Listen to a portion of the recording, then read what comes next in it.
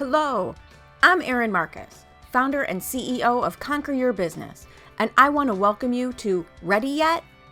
If all you needed was a step-by-step plan of what to do, you could buy a book on how to succeed and you would be all set. But here's the rub. You'll never do what it takes until you become the person it takes to do it.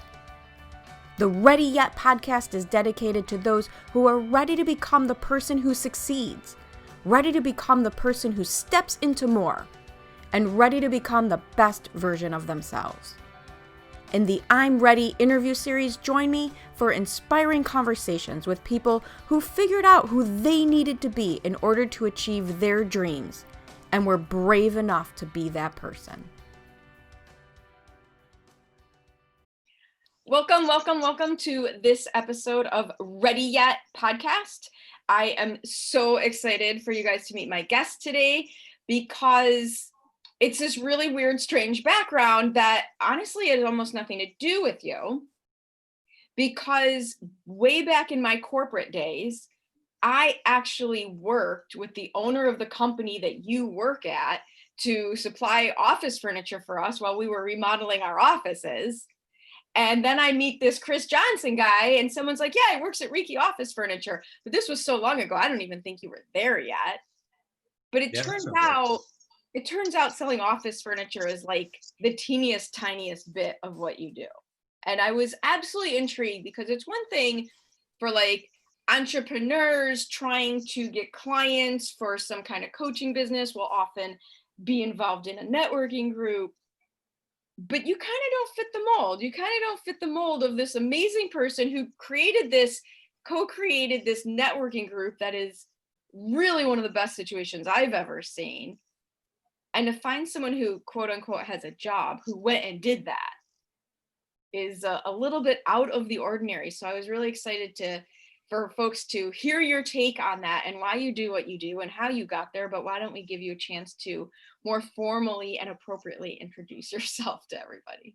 Well, I really appreciate you having me on, Erin. I've seen your work for many, many months, and there were people mentioning Erin, like, I've never met this lady, and your name came up in conversations, and that's kind of how things roll when you're kind of in the, resource or relationship, or I hate the word networking, I really do. But when you're on the circuit, certain names pop up, and yours was one that kept coming up, and then we met, and I think we kind of hit it off, right? Didn't we meet at like Panera Bread and Wheaton or something? Well, I think the first time I talked to you, I did something that I don't normally do.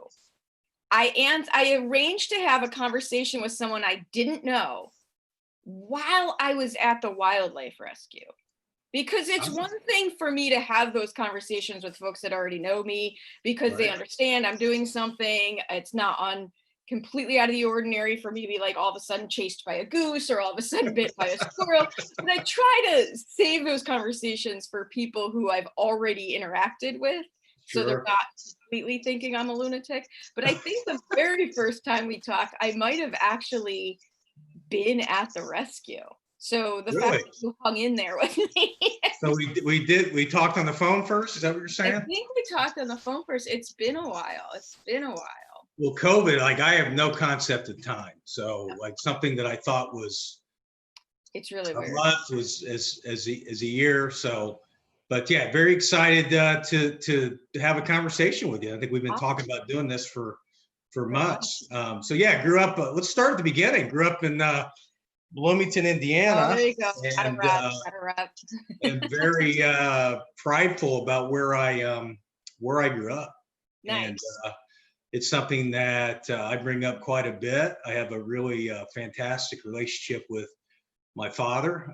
We talk about only basketball, only about once a day, and people always laugh when I say that, but it's absolutely true. It's just part of the fabric of growing up in Indiana, and just love talking about where I came from. So when you grow up in Bloomington, Indiana, you see somebody on the street, you do this, kind of like when motorcycles pass each other, they give themselves whatever. And then when they see you, they wave back. I know it's kind of interesting for Chicago sometimes, but I live in Elmhurst, so I think that's kind of the similar. We wanted to find a place that I was like, all right, I want to live and build a family or raise a family close to something that felt like home. So that was kind of like the criteria that my wife and I set out to move to Elmhurst. But yeah, I got involved in the office world about a little over a year and a half ago. And you're right, to say we do office furniture is just the tip of the iceberg.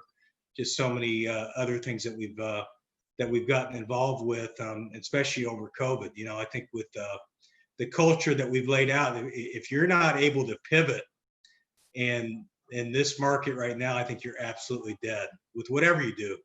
So, you know, in relationships that we've had that I've had for 10 or 15 years can be ruined in about 10 seconds if you don't use an empathetic selling or conversational selling, which is what we firmly believe in Reiki. So big on culture, and we help create culture.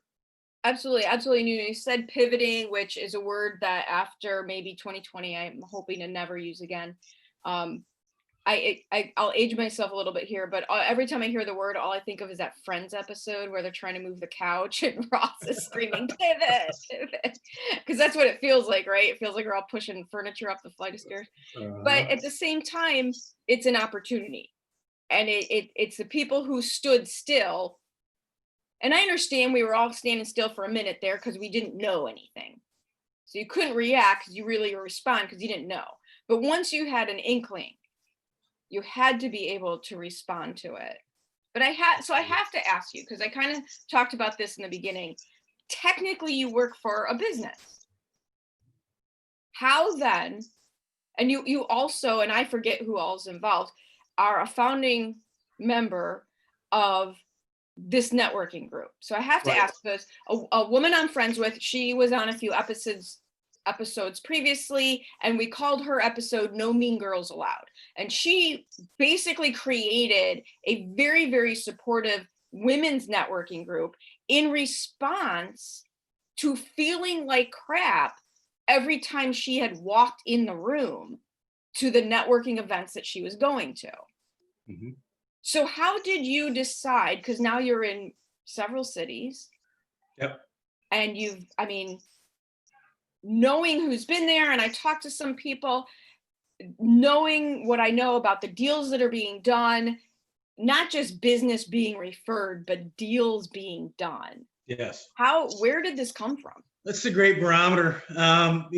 We're all in the relationship business. I spent 14 years working at a health club called Five Seasons, and there were two here in Chicago, and we started a group called Chat at 8, and that was something that we created maybe 4 or 5 years ago, and it was really an evolution of how do we get the best people in the room that really understand what our mission is and what our values are. And we really were, it was a bit frustrating at times because we had some things that were maybe a little more transactional than what we wanted.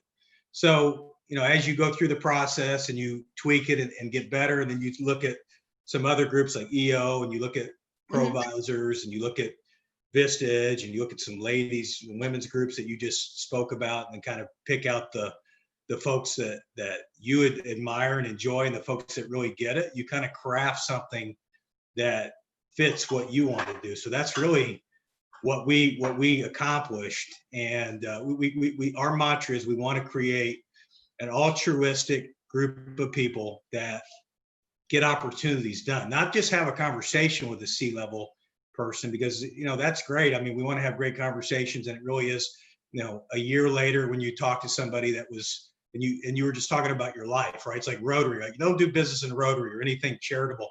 And then at the end of the day, they get to know you and what you're about, your value system, and you do business. So that's kind of what we've created. We've probably had, without overshooting the number, I'd say 600 to 800 people that have been in and out of our group that we started a little over a year ago. And I'm from Bloomington, Indiana, as I said at the outset. So we wanted to create something in Indianapolis, which we've done. And now we've looked at Cincinnati. We're looking at Louisville, some other cities that make sense. St. Louis is an area that we like, because we're really looking for nice people. And so I go to a group at Indianapolis, and their mantra is no jerks. I love it. So that's kind of what we create. So if you're a taker, we get rid of you. It's just not something that that fits our value system. It doesn't fit. And I think those people start to weed themselves out. The transactional people kind of weed themselves out because it doesn't happen the way that they know how to function.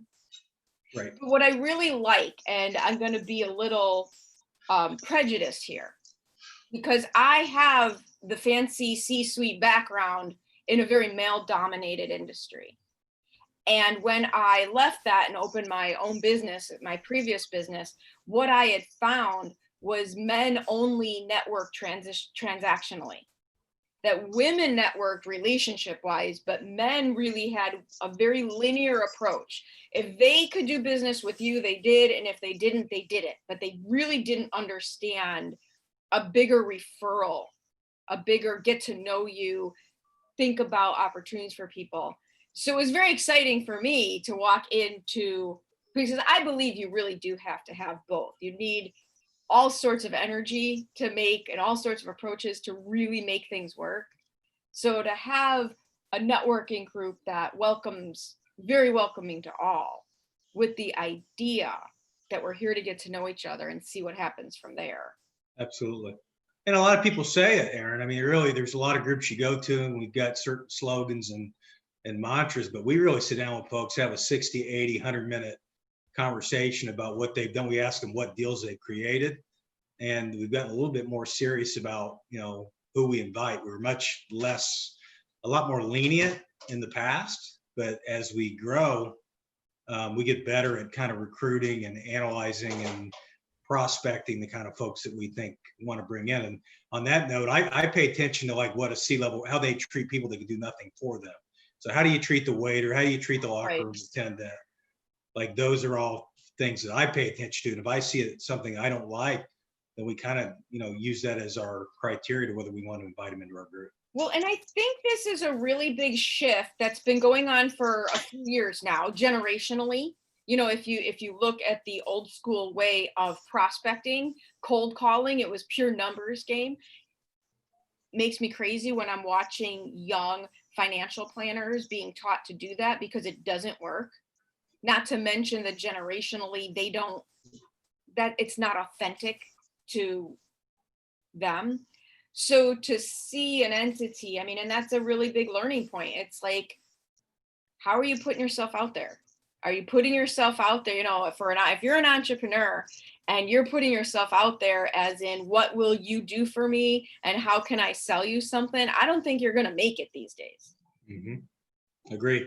It really, there's just a lot of things that it really is about messaging. And it comes down to, how are you presenting yourself? And if you can, when you meet somebody and it's really that other-centered, value-centered mentality, I think that allows you to have better conversations from the outset and really get to the relationship faster. So that, again, that all goes into the criteria that we set for the folks that we bring in. If they don't match that criteria, then we change the room fairly quickly.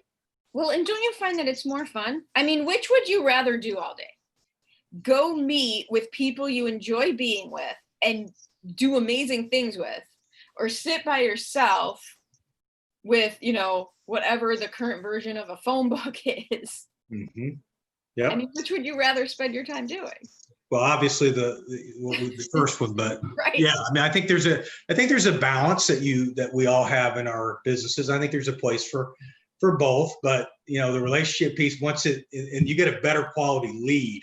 Yes. With that relationship piece, if it's somebody that you've dealt with for many, many years, and yet with our business, they're going to go out and get 4 or 5 bids. Right. If I've been known to be the gentleman that has helped them create opportunities for themselves, that obviously is going to elevate, where we stand as far as the whole process and how they, maybe give us a little bit of an advantage as far as the bidding, because we're not really based it on price. This is about value, and this is about how we're going to how receptive to the client we're going to be, and those are all things that play into a good relationship. Well, and anytime you're competing on price, you're turning it's a race to the bottom, right? You've become Absolutely. A commodity. It's a race to the bottom. It's no good for you. It's no good for the industry you represent. Absolutely. Yes. I mean, and we have, for our stuff, we have a lifetime warranty. So we definitely stand behind it, and then, again, be crazily receptive to issues that happen in a transaction. I hope you're enjoying this episode of the Ready Yet podcast. I know I really enjoy having conversations about who you need to be in order to reach new heights. As founder and CEO of Conquer Your Business, I work with my clients at the intersection where what they need to do to succeed meets who they need to be to do it. If you would like to have a conversation about your business, please reach out to me at erin@conqueryourbusiness.com. Tell me, I'm going to switch gears on. Because one of the things I like to give people is this is great for people to come on and talk about what they've accomplished and talk about what they're doing. And hopefully it motivates people, it inspires people. But at the same time, the truth of the matter is it doesn't happen overnight. We all screw things up big time along the way. So what were some of the obstacles? You mentioned a little bit how you used to be more lenient with the networking group, the relationship group, and how you've changed that. But what would you say are some of the obstacles, or if anything stands out, that you've had to overcome to get to be where you are now? I think for me, learning how to receive has been something that has taken me a long time. And I'm my first reaction or interaction is to always see how I can help. And I don't think you ever get rid of that mentality. I think it's something that I grew up that way. I mean, like, to watch the people that I'm around, and I only associate myself with the best people, to watch how they operate. And I've had some really phenomenal mentors. I've got a great sister. I got a wonderful wife. I got great parents. So I think I think it's interaction of who you're around. But it's been a long process for me to say, hey, how can we not? I don't know about win-win, because I think you got to give 10 times as much as you're ever going to get in life. But at some point, you got to associate only with the best people that are going to boomerang it back to you. To some, because we all have to make money. We all have to be, have that monetary success somewhere along the line. So we're always, again, looking for the best people that are. And I say, when we do our of how we're vetting people, it's like, all right, do you create deals? I mean, that's a question that I've gotten pretty good at asking. And I say, give me an example of that, and tell me how you create deals. And then, all right, so then if you create that deal or you get a deal, how do you help them?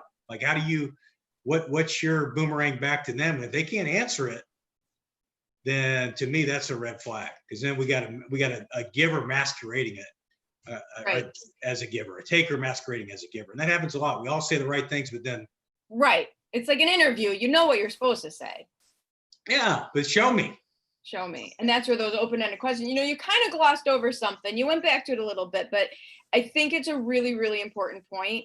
Who are you surrounding yourself with? Darren Hardy is not the first person to talk about it. I've heard it half a dozen different ways. You're basically the average of the 5 people you spend the most time with. But there's something in so many people's psyche about wanting to save somebody who doesn't want to save themselves.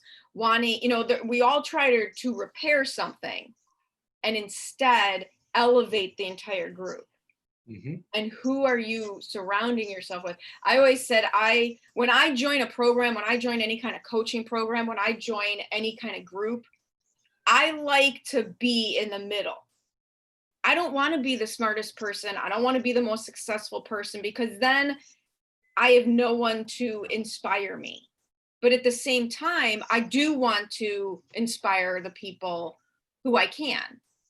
And I like to be right in the middle. So there's room to grow and people to help. If I'm the smartest person in the room, we're all in trouble, right? I've never had that problem, so. Nice.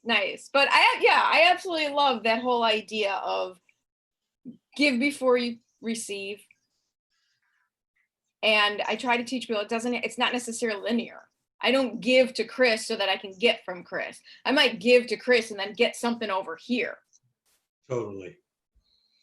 So you got to see it, right? It has to be reinforced at somewhere along the way. You kind of lose a little bit of faith, if that doesn't happen. So again, it's all about who you're around. Are you the person in the room that I love that you're in the middle. You're not the top. And then your actions really speak louder than words, because really people, no matter where you go, you walk in the grocery store, you have a business meeting, you're speaking, whatever it is you're doing in life, there are people watching you and how do you handle adversity? Like those are all things that I pay attention to. And I had a mentor that said, hey, I want you to learn how to row with somebody, to see how they handle their wife, how they talk to their wife, how they talk to their children, how do they handle it when something happens on a negative side. He's an investor, and he says, I will not invest in anyone until I've done that for a year, which I'm the type of person that kind of I'm from Indiana, we leave our door open. Right. I trust that everything is going to work out.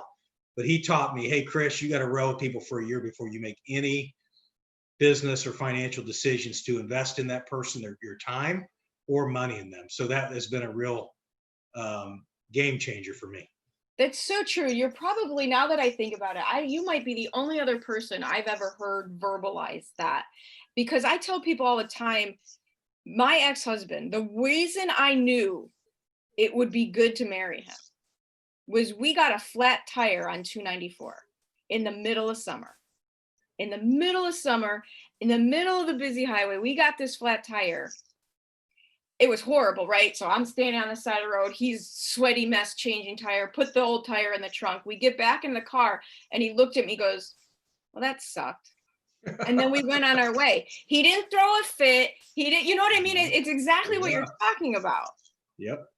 It's how does somebody handle adversity? I think that is one of the best pieces of advice we could give people, and different than what a lot of other people say, is keep an eye out for how somebody handles things when it doesn't go their way. And I hope I see it quickly, because then I can, right. make that decision, instead of like, you think you have an idea of what that person is, and then something happens and then you were completely wrong, and maybe you invested a lot of time in that person. You want to see, how do you and not everything's about money, because really money and influence, Aaron, have nothing to do with one another. They're two separate pieces. So I want to see how they handle the money piece. I want to see how they handle the relationship piece. There's a lot of factors in how you interact with people. I love it. And I just figured out something else, because I was wondering why you and I were just so easily connected right away. And what you're talking about, the way that I describe it, is working at the intersection where what you need to do to succeed meets who you have to be. It's Absolutely. Not all fluffy rainbows and unicorns. You have to take action, but it's also not just about get it done to the detriment of everybody around you. Absolutely. I think you can do both. I think you can be successful and mentor, help, lift people up. Like those are all things that I pay attention to. The person that's got a lot of money, there's a lot goes with that. If you've got a lot to give, and a lot more time. If you've made it to the top, then what? Right. So, again, retirement's just a temporary thing to me. It's like, I think when that time comes for me, it'll be like, well, I can invest in somebody else, or, try to help as many people grow as I can. So I think there's a lot of things to look forward to, whatever stage of life that you're in. Absolutely. Awesome. Well, I can't think of how to end it better than that.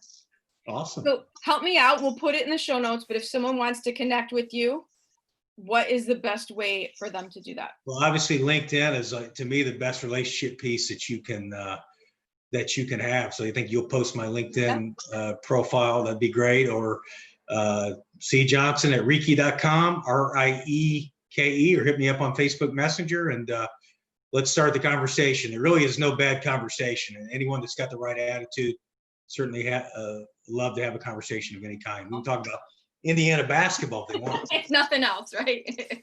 That's right. Awesome. Again, thank you much for joining me. It's always great to get to know a little bit more about you. Thank you. Thanks for having me, Aaron. Thank you so much for joining me on the Ready Yet podcast. I get so motivated by the amazing accomplishments of the remarkable people I meet, and I'm excited to be able to share some of their stories with you. You can find more episodes of Ready Yet at your favorite source for podcasts, or at conqueryourbusiness.com. And if you've already decided that you are ready to become the person you need to be to achieve your big goals, feel free to reach out to find out how I can support you in your efforts. Or check out the Work with Aaron page on the Conquer Your Business website. I also invite you to share this podcast with anyone you know who loves to learn and be inspired, And if you're so inclined, I'd be absolutely grateful for any reviews you'd like to share as well. Thanks again for joining me. This has been Erin Marcus, hopefully inspiring and helping you to go conquer your big dreams.